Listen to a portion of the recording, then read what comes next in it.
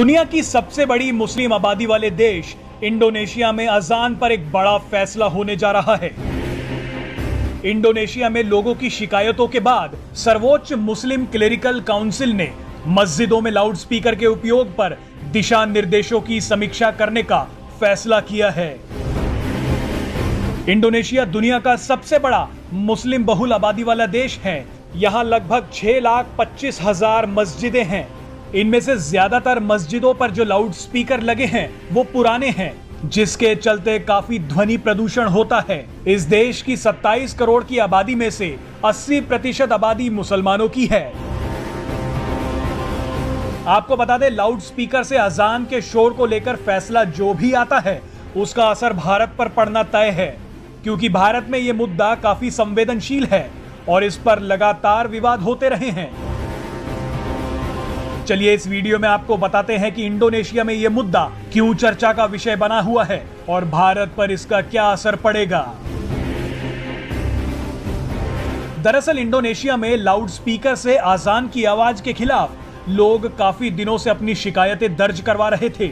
स्थानीय प्रशासन ने भी इन शिकायतों के मद्देनजर पिछले ही महीने लाउडस्पीकरों की आवाज को धीमा करने का आदेश दिया था। इंडोनेशिया ने दुनिया के सामने एक बड़ा उदाहरण पेश किया है। इंडोनेशिया की मुस्लिम क्लेरिकल काउंसिल का इस तरह के मुद्दे की समीक्षा करना अपने आप में एक बड़ा कदम है, क्योंकि इस तरह के धार्मिक मुद्दों को कोई छूना नहीं चाहता।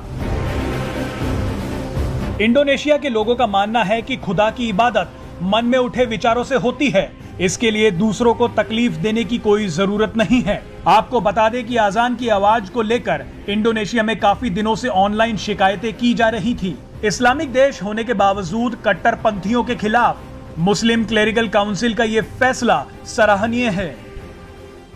आपको याद दिला दें कि इससे पहले सऊदी अरब की सरकार भी मस्जिदों में अजान के दौरान लाउडस्पीकर की आवाज कम करने का आदेश दे चुकी है।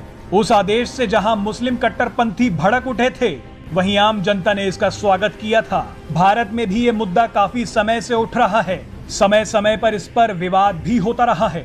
आपको याद होगा कि इलाहाबाद यूनिवर्सिटी की कुलपति डॉक्टर संगीता श्रीवास्तव ने सुबह होने वाली अजान को लेकर ऐतराज जताया था और कहा था कि लाउडस्पीकर की वजह से सुबह की अजान से उनकी नींद में खलल पड़ता है।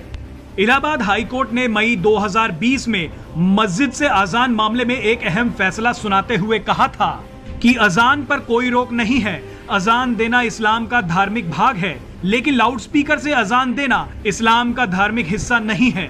इसलिए मुअज्जिन बिना किसी लाउडस्पीकर के भी मस्जिद से अजान पढ़ सकता है।